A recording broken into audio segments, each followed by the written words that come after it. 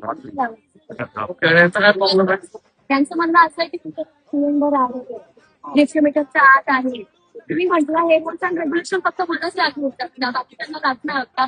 पुढे शोरमावाला आहे, फ्रँकीवाला आहे, दोन वडापाववाले आहे, सर्वांचे सिलेंडर चालतात, सर्वांचे दोन दोन सिलेंडर चालतात. प्रायव्हेट नाही, मी बोलते दादा, मी एवढं 2 वर्षापासून स्ट्रगल केलंय. नवरात्रीला बंद, दिवाळीला बंद, गणपतीला बंद. असं होऊ शकत नाही या रस्त्यावर कोण पैसे नाही घेत दादा. विदाऊट पैसे कोण लावून देणार नाही. जागेवाले स्वतःला शाणी समजणार आहे, भैया लोक स्वतःला शाणी समजणार. पाठी माझा एकटीचा धंदा बंद करणार ना दादा, पाठी राहून काढणार, हसणार माझ्यावर. माहितीये का तुम्हाला? हा, हे बघा, हे कितका विकणार आहे. हा, हे इथं बघा, इथं बघा, इथे 2 नंबरचे धंदे करणारे लोक बसतात. इथे सगळे पेवडे लोक बसतात. मी याच्यात येऊन धंदा केलाय दादा. 300 रुपये घेतात माझ्याकडून रोज. गेला नाही घेतात दादा, बरोबर येऊ. रोज हा, मी म्हटलं माझी ऐपत नाही तेवढी द्यायची, तरी घेतात. कोण घेतो?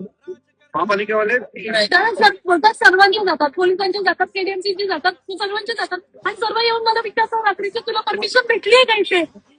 एक काम करतो, तुझी गाडी इथे लावून टाकेल. कारण माझं म्हणणं काय, ह्या लोकांना, हे भैया लोकांना, अपंग म्हणून यांना टपरी भेटतं ना, मला इथे टपरी टाकून द्या दादा. कपडेच टाकतो ना सर.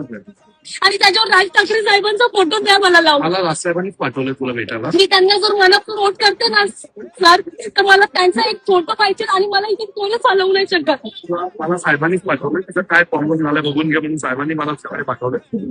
तू गाडी टाका, मी बघतो. मी ह्याच्यात एक पॉईंट आउट करू शकते दादा. आणि परवा जाऊन वॉर्ड ऑफिसरला भेटलेलो. ते बोलले की रोज जेसीपी घेऊन फिरेल मी, रोज सर्वांच्या धंदे बंद करायला. हा, तर ऐका ना, इलेक्शनचं टाइम संपला, मी जेसीपी घेऊन फिरतो. आता माझ्याकडे व्हिडिओ आहे, प्रूफ आहे. काल आली व्हिडिओ काढून गेली, आज आली व्हिडिओ काढून, सर्वांचे धंदे चालू. आणि मी तुम्हाला लिहून देते, माझ्याकडून लिहून घ्या, गॅरंटी सांगते. हे जे इथे जे धंदे लावतात, 30 वर्षापासून लावतात, 40 वर्षापासून लावतात, रोज लावेल. हे बोलले ना 150 मीटरच्या आत आहे, 150 मीटरच्या आत सिलेंडर रोज दिसेल दादा तुम्हाला. रोज मी कसं येऊन मी तर रोज कंप्लेंट टाकू दादा? रोज कसं येऊन कंप्लेंट टाकू? हे सगळं खोटं आहे. हे सगळं खोटं. इथे जी आत पूर्ण मधुबन गल्ली, ही जी पूर्ण गल्ली, हे सगळं 150 मीटरच्या आत येते ना दादा. हे रोज लावतील, रोज लावतील. माझ्याकडून लिहून घेण्याचं, मी इथं आंदोलनाला बसते दादा. हे सगळं खोटं आहे. काही तुला आंदोलन करायचं, मी जेवढं सांगतो तेवढी सोपी प्रोसेस. तुझी एक टपरी बनव, टपरी लाव, उद्यापासून रोज धंदा करायचा, काही अडचण नाही. लावू द्या आहेच. खूप जास्त गरज लागली तर मी स्वतः येईन तुझ्याकडे. थोडं सत्ता दादा, थोडं सत्ता, थोडं 1 मिनिट सत्ता. हे बघा, त्या लोकांनी टपरी कशी टाकली, अशी आडवी टपरी टाकली, ह्याला चिटको. हे एवढं जर आपण तोडलं आणि ही टपरी जर आत बसवली, हा मग मी इथं बसवते. त्याच्यावरती लाव, त्याच्यावरती लाव आणि एक माणूस इथं द्यायला ठेव. ठीक आहे? त्यांच्या कुठल्याही प्रॉपर्टीला हात लावायचा नाही, कुठलीही प्रॉपर्टी तोडायची नाही. जी आहे आता हा एवढा पॅच तर बिनकामाचा आहे, बरोबर आहे? बरोबर. एवढा पॅच मध्ये कशी काय बसवता येईल तेवढी बसवली. ठीक आहे, बाकी आयुक्तांशी साहेब बोलतो. ठीक आहे, चालेल, जाऊ. चालेल. रडायचं नाही, रडून व्हिडिओ करायचे नाहीत.